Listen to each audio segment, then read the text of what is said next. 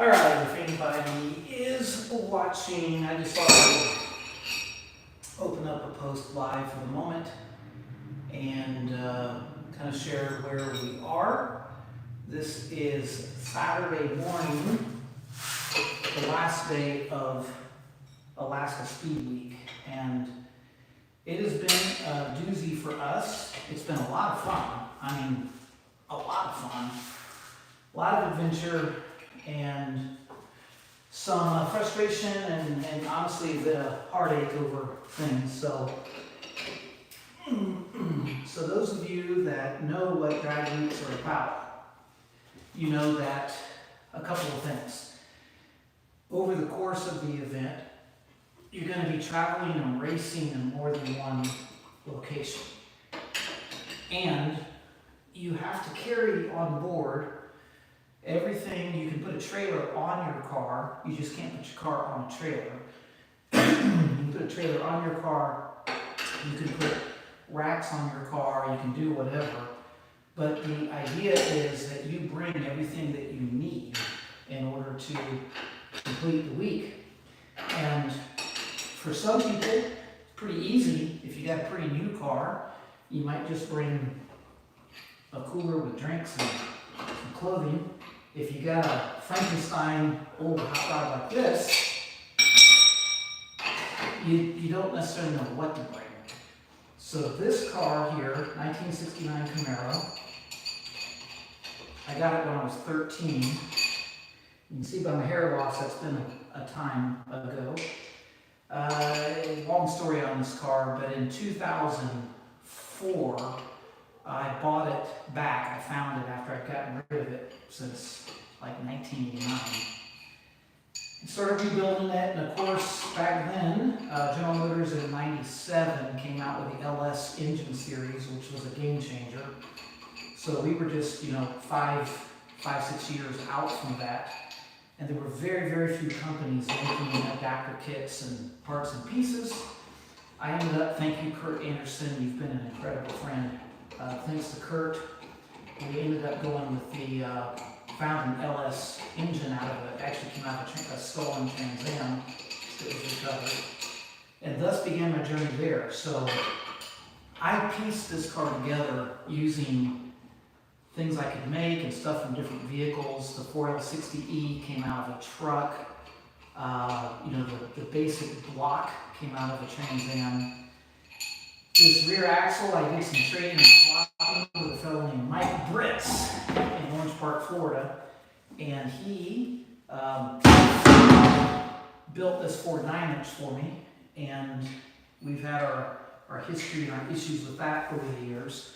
I tried to use as many over-the-counter OEM parts as possible. So the rear brake setup on it is off of a 2001 Z28, basically. The front brakes are off of a 5th generation Corvette with an adapter bracket, and so forth and so on. However, I am my own worst enemy in doing a lot of this stuff because, specifically to what you see here, my rear brakes on this thing are larger, even though I got the offset correct for a 69 Camaro. The brakes are bigger than what should be on this car, which means that when it comes to a rim package, it's got to be bigger than 15-inch in terms of sort of a factory rim, and that's always presented a challenge to me. So in the very beginning, I was running 5th generation Corvette wheels and tires. I had run flats on here. The run flats didn't need to carry a spare, right? And then I could go with that, and they easily cleared using 2004 Corvette wheels. They cleared everything. Well, fast forward to now, and different versions of the car. I wouldn't trade having gone with these rims for anything. This is a one-of-a-kind set of rims from a company called Intro. These are the Prowler series. I had them colored like this just for me, for this car. And a company that used to be called Heavy D's out of California built these for me. So I've been super happy with them, but my spare tire has been an issue ever since. And I did do, what do you call it, hot rod power tour. Did the power tour with it and didn't have any problems. But in the back of my mind, my issue has always been, what do I do about a flat tire? About the time that I would really worry about it, things in life had changed, car would get parked for a little while, forget all about it. And we haven't had issues. I've not had any issues with running the non-run flat tires until now. So I had said before Speed Week started that the one thing that I knew was going to knock me out would be hitting, in Alaska we have frost heaves, potholes, you name it. And I said, you know, the one thing that's going to knock me out is going to be a blown tire or a bent or cracked rim, because at that moment I'm done. But to add insult to injury, not only would I be done, but I would be stuck on the side of the road or wherever, right? That would be the real worst case scenario situation. So before Speed Week began, I was fortunate to take a week off work before Speed Week. We did the 18 van that's going to be going over the cliff this July 4th, so please tune in for that. But, so I worked on that a little bit, and I also went about trying to do something about the spare tire. So little did I know that the late model Chevy Malibu, I think could be Impala, maybe Chevy Impala Malibu, the bolt pattern, believe it or not, is the same as the 1969 Camaro. And these particular rims are, what is this thing? I think it's like it's a 17. So this spare tire rim easily clears the calipers. We got this set up. I can mount this on the front or rear of the car. And before Speed Week, I was in the back here welding out a mount, because when I got this from American Tire in Anchorage, if you need tires, go see him. He's incredible. But he had this whole kit. It was brand new in the box with the jack, little stud that goes in the floor, the styrofoam deal that holds the jack, and the lug wrench. I can't use that lug wrench on this car, but everything was in there. So it wasn't super cheap, but it wasn't terribly expensive. So I got this spare tire, and I knew this spare tire was not going to be something to travel any distance, but it would get me somewhere where I could. So current self thanks past self for thinking this through. Because, and I will do a full video where you can see everything that we got involved in, but because of this tire failure, I ended up on that, and it helped me make it back to Mike and Jill's house where we were staying in Toke, so that I could make plan B, C, play on 17, whatever, go into effect. So anyway, getting back to Speed Week.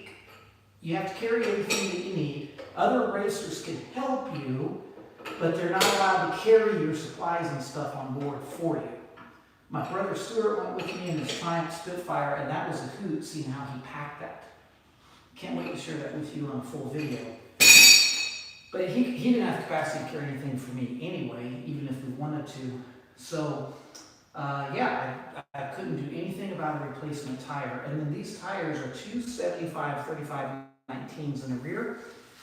It is actually a size tire that I think the Cadillac CTSV, Blackhawk, or Blackwing or whatever, and some other cars actually came from the factory with that tire, but not a real common tire.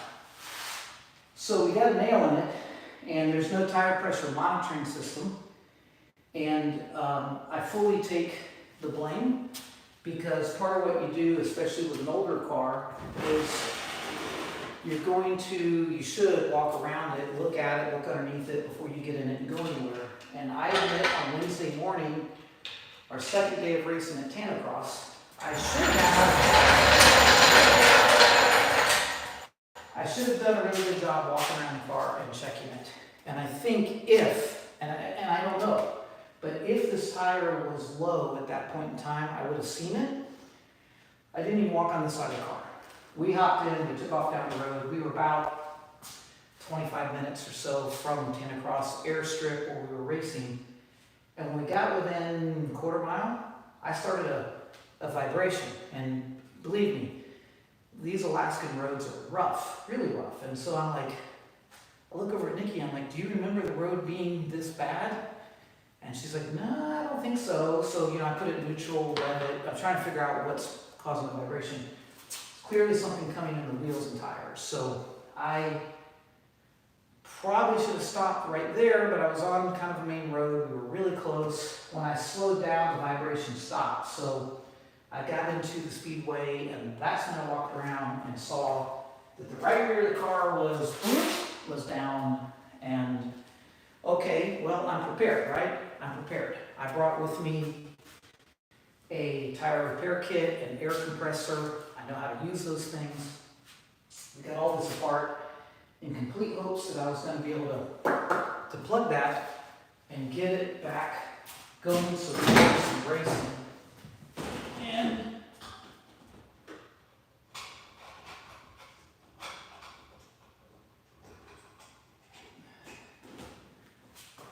when I, see if you can even see this, but when I got the tire around, Nikki actually saw this right away, sticking out. And what was fascinating, and by fascinating I mean completely infuriating and frustrating, is this particular screw, which looks like it has the square head in it. So it could have come out of a cabinet, maybe out of an RV cabinet or something, was in head first, which I think is unusual. So that's what was sticking out and hitting the ground, and it was in at an angle. So I went ahead and plugged it, and when top tip from one of my viewers, thank you so much for reminding me back when I did a tire repair in my wife's car. He reminded me that if you put a little air pressure in the tire while you're doing the plugging and reaming thing, it brings up the tire where you can press against it. It's great advice. So I was running the air compressor on it while I was working it, to try to bring it up from 0 to something that would provide some resistance. Got the plug in, turned the plug off, and started checking it and noticing that the plug was actually leaking. Wasn't going to work. I was going to have to pull the plug out and try again, or maybe try to stick the plug next to it. With the ultimate repair, taking it to a tire shop and having it patched on the bottom. Well, that's when I noticed that the tire itself looked like it was allergic to a bee sting, and it looked like it got stung a lot of times. That the actual sidewall of the tire was like this, just lumped out and in. And that didn't show up until there was air pressure in it. So I think I aired it up to about 32, 34, 35 PSI, and it was bulging and rippling everywhere, and clearly damaged.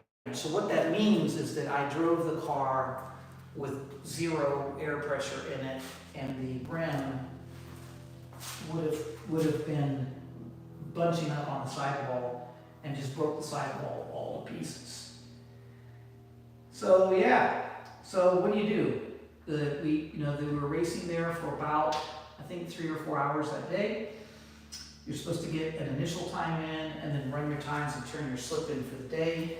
And we started getting on the phone, and thank you, anyone watching that had seen those messages on Facebook or anywhere else. Thank you so much. I had more suggestions coming at me than I could process. People at the track that were being helpful. Thank you to the fellows with the 57 Chevy and the Chevelle. They brought their spare tires over. This is okay, it's allowed when you're in the situation at the track. We tried his 15-inch rally rims, and he also had like a Krager SS rim, and would not clear my caliper. So we were right back to that same situation, and I knew that would probably be the case, but those Krager SS's, there was a small chance that something would work, and if it did, then the next phase of it would be to just work it out, right? Start calling around and checking, And nobody, especially locally in Tok, Alaska, look it up on the map for those of you that aren't familiar. It's your last stop before Canada, when you're way up on the Alcan Highway.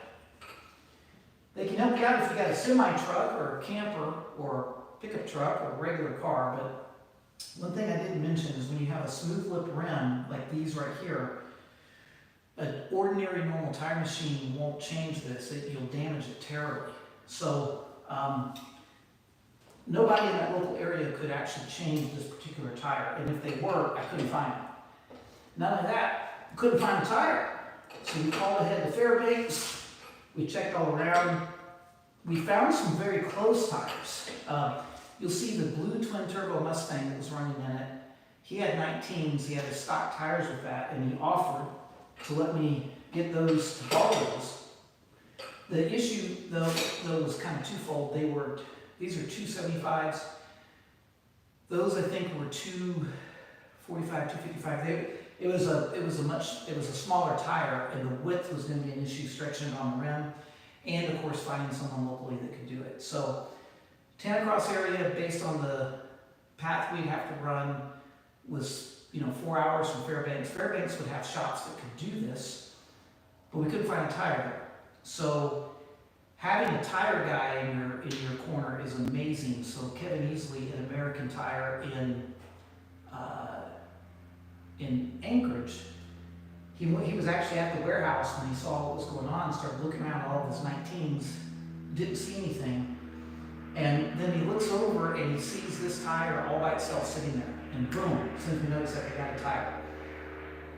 There are a couple of options you can do in Alaska. That's something called Gold Streak. Gold Streak, you can basically put it on an airplane and send it. So we started looking at logistics, and he offered to get it on an airplane for me. Thank you, Kevin. You are an amazing human being. He offered to put this on an airplane and send it to Fairbanks. So I started looking at the time. By the time we got around to that, we were at noon, past noon on Wednesday. And the flight would have come in later that day, which means I would have to borrow a car, get to Fairbanks, 4 hours. And then we'd have to wait till the next morning, which would be Thursday morning, to find a shop, be knocking on the door, walking in, hey, can you swap this for me? And that would, maybe the earliest 8, 9, and then you would have that 4 hours back. So now you're into, that's assuming everything is smooth. Now you're into very early, you're at noon or 1 o'clock at best, maybe pushing 2 o'clock. And then if I got that tire on the car and then headed back out to go through all the checkpoints, our next racing spot was north of Fairbanks there in Nenana. I would have to make it there no later than 5 p.m. because the racing was, I think, from 1 to 5 on Thursday. And there were so many good suggestions from so many different people. There was a set of tires, a pair of tires, I'd actually love to have them, but instead of being 295, instead of being 275, they were like 305. These almost rub. And another few millimeters of tire in here, and we would have I would have been rubbing the whole way, especially with all the weight. You'll see when you see the video, when we were loaded with fuel and all of our stuff, the quarter panel wheel well lip was down here.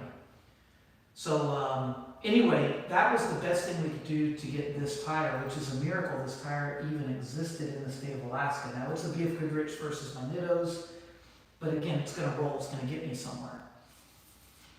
So we made a really tough call. My wife had suggestions, my brother had suggestions. I wanted to see him complete the race. It would break my heart if he was out because of me. I didn't want to stop him from proceeding. He agreed to do the race because I told him about it.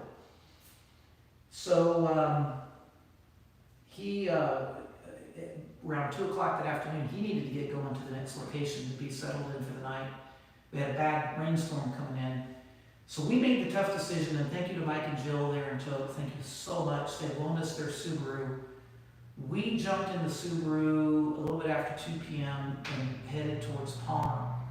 Now the Speed Week map that we took to get to Tote was the long way. There's something called the Tote Cutoff. We did not take the Tote Cutoff for the actual race event. We went all the way up to Delta Junction and then cut over, making checkpoints, taking pictures. By the way, it snowed on us. That's a whole other story. Snowed and sleet, rain. It was frightening driving on those drag radials tires that I have in that kind of weather. But so there's something called a Tote Cutoff, or the Tote Junction, and it shades time off, but it's still over 300 miles from Tote to my door. We jumped in the Subaru, shot here. We got to Palmer about 7 p.m. I had already had my truck and trailer ready because I wanted to be prepared. All the fluids were checked, spare tires, trailer. In fact, my trailer had a flat tire the week before when I got it out and was getting it prepared, had a screw in it. It was foreshadowing. So I had the trailer ready to go. We jumped in that, and we had considered putting the Subaru on the trailer to go back so my wife and I could be together. But that was going to slow us down. That was going to cause us that extra weight on the trailer and going through all the really bad roads. I just didn't want to take a chance. So we got into two different vehicles and we booked it back. And it allowed me to go a lot faster than not having a car on the trailer. We made it back to Toke at midnight, a little bit after midnight. So now we're into Thursday morning, which would be day 4 of racing. That should be happening another 4 hours away in Inanna. At this point, we know we're out. So we get the car on the trailer and haul it back. And that was a white knuckle frustration because so much of that road, the frost heaves, I don't know if they're going to show up in camera or not, but they were really bad. So we were bouncing and shaking and checking it every 50 miles and retorquing our straps. But we made it back to Palmer with the car on Thursday in the afternoon, and I was so beat. I slept and slept and slept and slept. I mean, crazy, and honestly heartbroken because we were doing a group text messaging, and everybody was checking in when they would hit their checkpoints and send their pictures, and just knowing that we were out and I wasn't there to support my brother and I wasn't seeing the rest of what was going on, it's sad for me. But it was reality of what could happen, right? And I mean, I slept crazy. So Friday we headed on down to Anchorage, which is about an hour from here, to get this tire rounded up. We're out of the actual ability to complete drag race week officially at this point because of the stupid tire. But Kevin had it. They were kind of busy, had an inventory load coming in of new tires, so we dropped it off. We did get to spend some good times on Flat Top Mountain in Anchorage. It's beautiful. Snow still in June. There's still snow. The dogs love that. Good time to go take a walk and decompress about everything. And then got a message, hey, your tire's ready. So go back, get it. I've been sitting on it overnight because of just tired and frustrated. Now today is Saturday, June 14th, and there are a million things going on in Alaska. I should probably be over at the meet and greet 4x4 at the Transportation Museum. My goodness, there's just 100 things that I should be doing today probably. And I'm sitting here a little bit, woe is me, whatever. But tonight, between 5 and 8 p.m., they're going to run the last part of drag week, and I'm allowed to come back and participate in that. And then at 8 p.m. tonight, whatever trophies and awards will be given out. We won't be getting anything because we're done, we're DNF.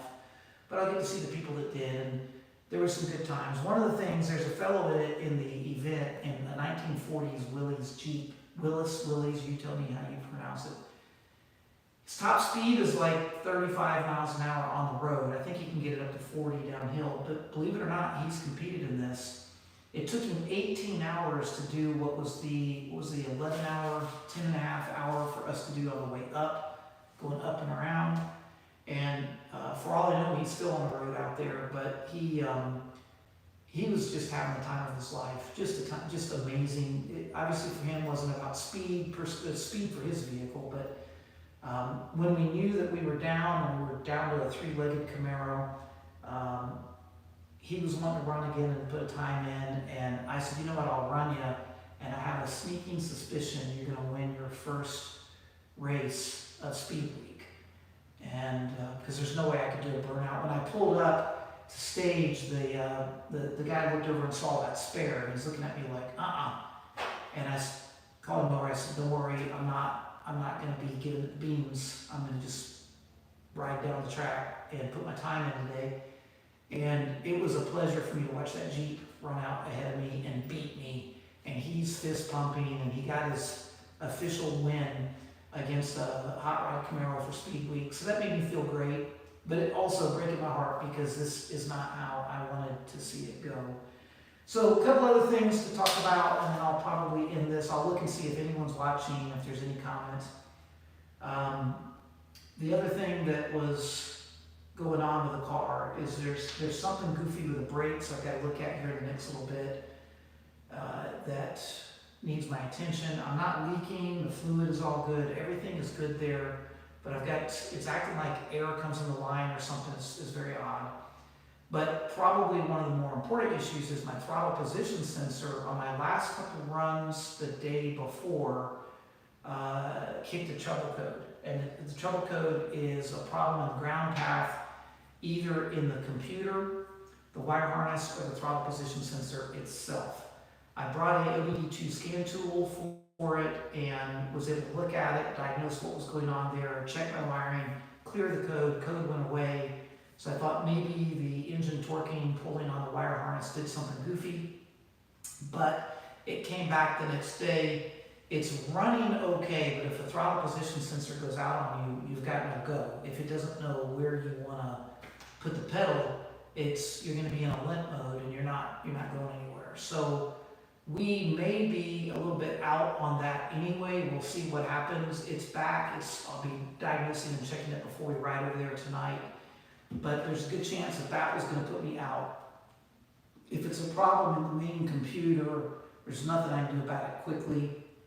I can pick up another throttle position sensor just about anywhere. I prefer to use an actual General Motors one in there, but I could get one and put it in. And if it's a wire harness problem, that's a whole other issue that requires a lot of diagnostic and tracing. And it's intermittent, which is the worst kind of situation. So you don't know when, what, how is triggering that event. So it started right up this morning, got it out, got it back in, but when I was coming out from the track, it had come back on after the tire blowout, and it wouldn't idle below 2,000 RPM. So that something was dead in it, or was reading too high. So anyway, we've got multiple issues going on. It looks like I might have been out no matter what at that point, but Speed Week, I think the first video I posted on this was, can my Camaro survive Speed Week? And the answer is no, it did not. And if we do this again, obviously I've got some ideas about tires, maybe putting a set of modified steel wheels that are maybe 16s on it with a different tire. I don't know, you can tell me what you think, but I will say that Kevin easily at American Tire for the win with this spare that I'd hoped to never use and ended up getting from the track back to Mike and Jill's house, from Mike and Jill's house on the trailer. It gave me a tire to have on the trailer so that I wasn't beating up this rim on a flat tire. Get all the way home and get it parked and get it here. And you're seeing live as I just got it swapped out. So the time is ticking. We've got a lot of stuff going on today, and I've got a lot of things to check out before we head back tonight, but absolutely not the way I wanted this to go. I'm going to share some things with you whenever I edit the full video of everything we had going on. It was a great time, some amazing people. I applaud the folks at the Alaska Raceway Park for putting on the event the way they did. This is the third year. And somebody is going to have a fail. So me and a fellow with an Audi, a very modified Audi, his transmission was overheating when he would torque it up and head down the track. So he called it quits. So I know that at least the two of us were out. And I think some other people had some problems with other things that were going on, but as far as I know, that it was me and the Audi, the only people completely out. I don't think the Audi is going to come back tonight to finish out, so I may be the only DNF that comes back. But we'll let you know how that goes. We'll take some video at the track. I don't know how hard I should give it the beans tonight. This is a different tread altogether than the Nitto on the other side.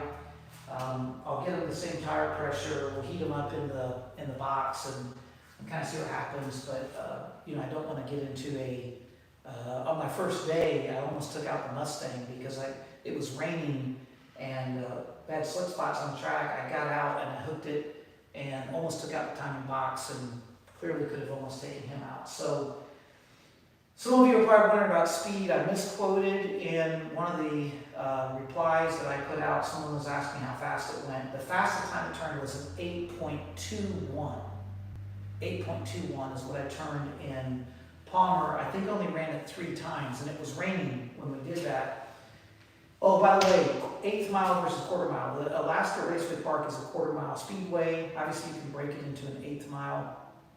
What they chose to do, since the course at since the course at Tannacross was so rough, you know, World War II airstrip there, is incredibly rough. Running out, we had a twin turbo Mustang that was doing 108 in the 1/8, and he was doing it spinning and babying it all the way down. Because the speeds that were capable and how rough that track was, they made a decision to make the entire event 1/8 mile. Now my brother tells me Nana was smooth. I wish I had seen it. They were live airplanes that were taxiing, helicopters, car show, all kinds of stuff going on. Beautiful, perfect weather. I wasn't there. Couldn't bring you there because I wasn't there, but they chose to run the 1/8 mile in every location. So I think the 1/4 mile is something that we all reference maybe more often.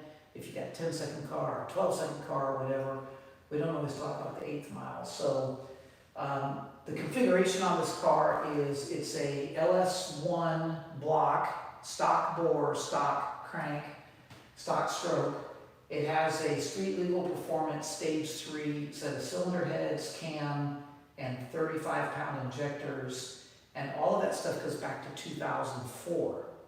It's running on a 1998 Camaro computer that's obviously been programmed. It has it had the mass airflow delete done to it. It initially had a full, scratch that. It does not have the mass airflow delete. It has an oversized mass airflow in it. It has a 102 millimeter throttle body and the fast 1 and 2 intake and a set of headers that were kind of custom built. They were pace setter headers that we had to custom build to fit on the car. It goes through a set of just really kind of metal mufflers. It has an X-pipe in the middle, goes out the back. It's running all TCI performance components in the transmission, upgraded sprag and drum and hub and all the parts that you put in it. It has a 2800 stalled Street Fighter torque converter, and then out back is a 3.5 gear ratio, Ford 9-inch on chromoly 31 spline axles. So that's kind of our drivetrain in it. It's never produced the horsepower that it should be capable of, and it's why car shows irritate me, because everyone at a car show thinks they got a 3/4 race cam with 500 horsepower. But this particular car on a Mustang dyno put out just under 400 horse, like it was between 376 and then the 390s at the rear wheels on a Mustang dyno back in Illinois, way back when.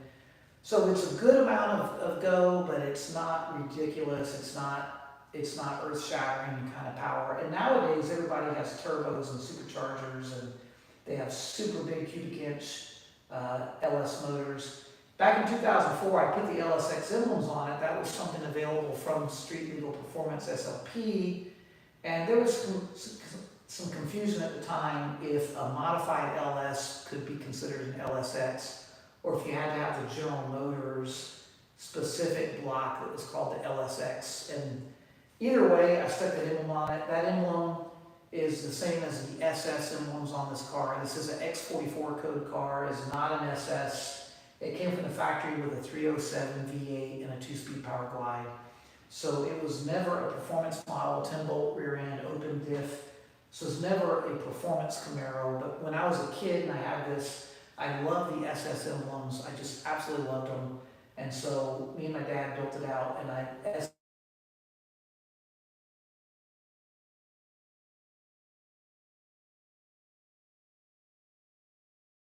wife is calling.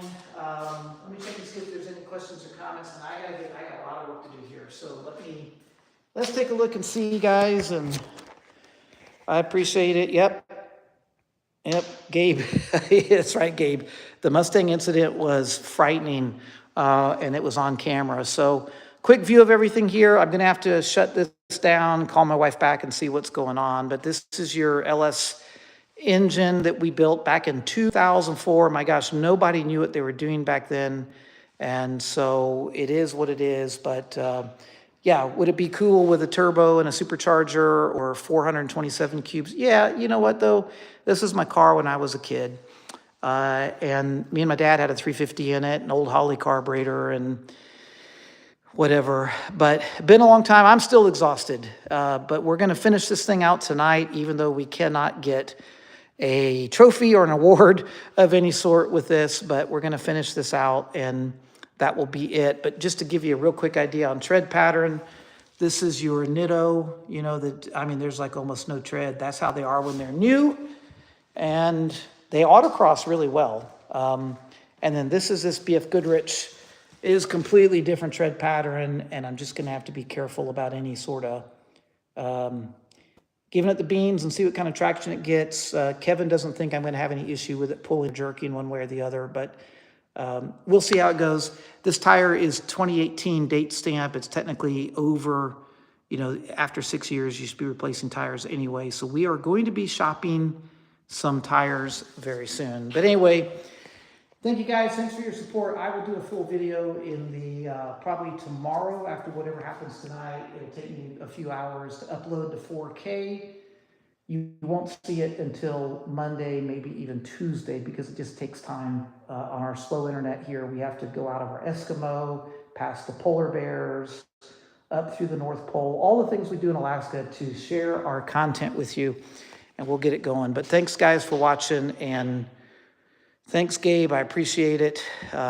Good luck to you later this evening as well. I'm sorry I'm not going to be there with you with that F100, that F-150. So thank you guys for watching. We'll get this thing put together. I got to call my wife. Appreciate it. Appreciate all the support. Look for the full video coming out soon. Thank you.